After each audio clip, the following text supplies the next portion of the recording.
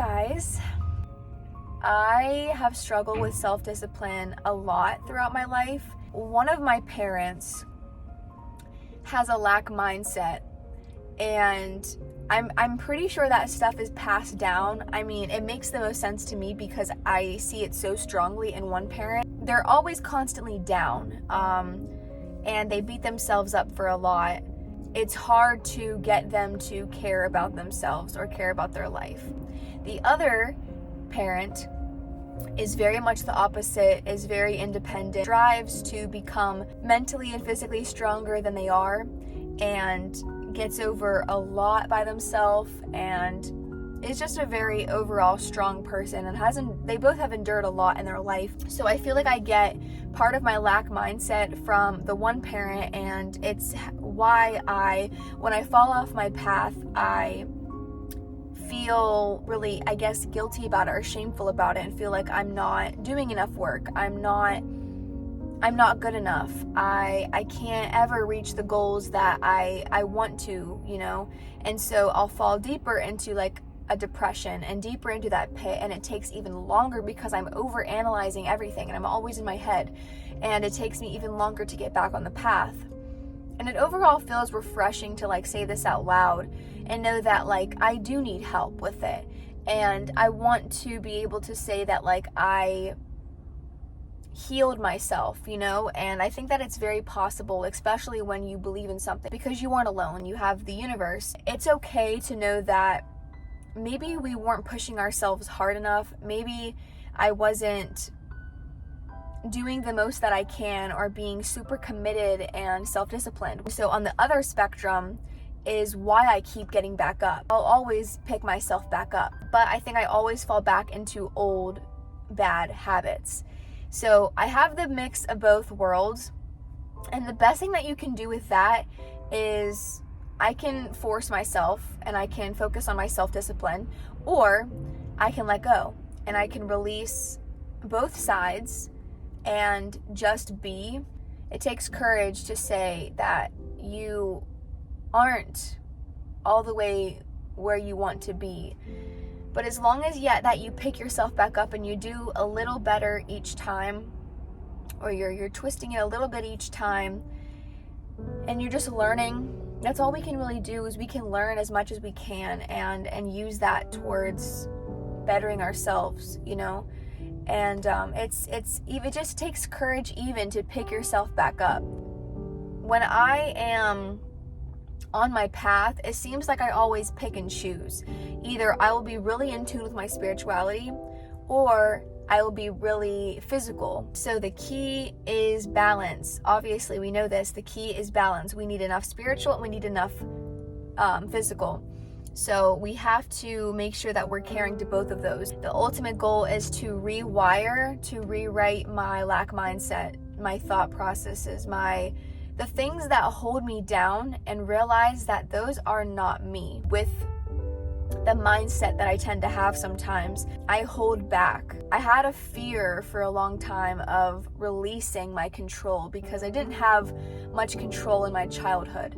And we all need a little bit of stability and control, and I didn't have any of that. And so the control that I did have, it was my anger, it was my comfort zone. I held on to that. It was safe for me. It was a safe spot where that's how I expressed myself, because I didn't have like healthy ways to express myself. So it always came out like bossiness or moodiness, things like that. And so I held on to that because it was the only way that I expressed myself, and it was the only place that I felt safe, was just to have this guard up and this wall up. I feel like right now there's different aspects of my life where I still struggle with that, and I just want to put out there that just because you practice spirituality, or you are a spiritual person, or you are healing and growing yourself, it takes extremely long. We have to now learn how to, and sometimes by ourselves, we have to learn how to rewrite all of what we were taught. Do you know how long and intense that process is going to be? So I just ask that you have, and I have, patience with yourself, and know that it is going to take time. Spirituality is faceless. It is literally such a personal journey with just you. and you're the only person that's going to be able to understand what it feels like. All I can really do is focus on the spiritual truths that I already know, the values and principles that I hold dear to my heart and that I know are the most important things of life, and focus on those and stop analyzing everything. Sometimes I will say, it's just me. Why are you, like, I don't care what I say. Like, it's just me.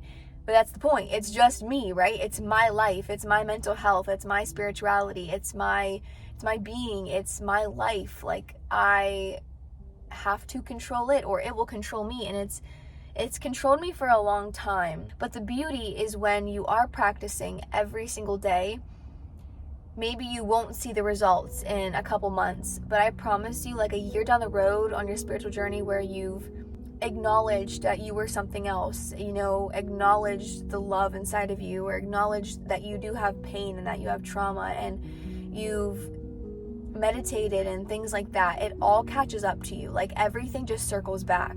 And it's such a beautiful thing, because all those feelings that all of that you were working hard towards and all of that you were focusing on has now shown you, like, this is what it feels like. And then you want to keep going because you're just amazed at how different you already are after such a short period of time. And it's a beautiful, beautiful process. A peanut butter, banana filled tortilla. Cheers. Hi guys. Really quick, I know it's so dark, but I have been working so hard and I've been like managing my money like so much better now that it's in cash, and I have been like not spending anything. I'm getting to treat myself to a cookie tonight, and because I've avoided like splurging or avoided like treating myself and not spending unnecessary money, I am literally, it is crazy to think how excited I am for this cookie right now. So it feels really great, and I'm just really grateful for everything in my life right now. So yeah. So I am making a list of all the things that I love about myself. I just want to be open, of course, with the things that pop up in my journey. They're very important because they're just other little mountains that we have to climb, other little rocks that we have to get over. I think my spirituality has helped with like being okay with where I am and not having to get on my case about where I'm not. And I feel more content than ever with where I am and who I am. And I feel like having this approach of gentle teaching in this time frame of my life is so amazing and so important, because there's a lot to learn. In every situation there's something to learn. My life has a lot of changing situations, different decisions, and it's just important to be present and vulnerable, to open myself to, this is the fact, right? And this is how I'm going to deal with it. I want to make it a habit or practice to pick up on the things that I'm struggling with that are blocking my judgment, blocking my view, blocking my expression, blocking my love, blocking who I am, and turning those around so that I'm rewriting the thoughts. It takes a lot to be able to separate yourself from your thoughts and your emotions. And I just want to cry right now because I don't think we realize how our subconscious affects us. I will think up here that like I'm fine, I'm not going through anything, and then I'll do like a tarot reading and it'll tell me all these things, and I'm like, yeah, that's kind of true.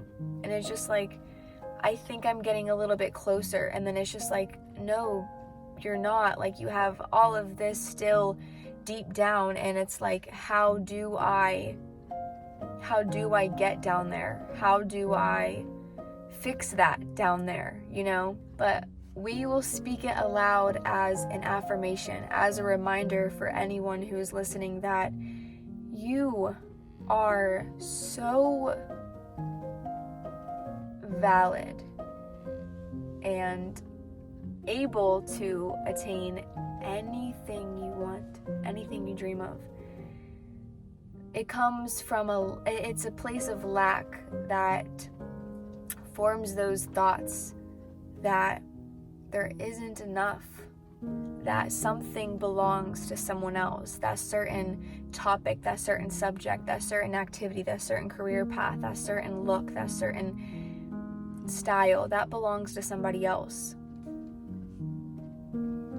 I want to walk in to work, a place I've just started, and I want to burst open with my personality. I want to make jokes and I want to make people laugh. And I want to be loud and make fun and have fun and be happy. But there's a wall there and I'm afraid of judgment. That's exactly what it is. I'm afraid of non-acceptance. That's why gentle teaching is so important. I want to accept everything and everyone. They make it safe for you to come out. The weird sense of humor, the goofiness, the awkwardness, the uncomfortable.